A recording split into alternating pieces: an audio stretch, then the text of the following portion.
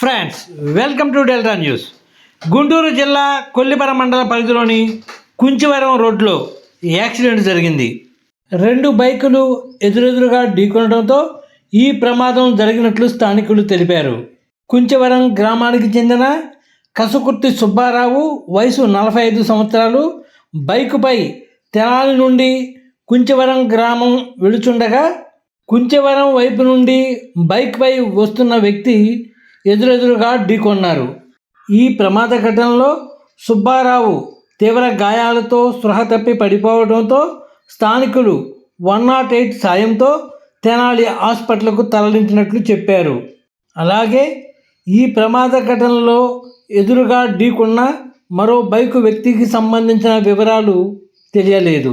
మితిమీరిన వేగమే ప్రమాదానికి కారణంగా స్థానికులు చెబుతున్నారు.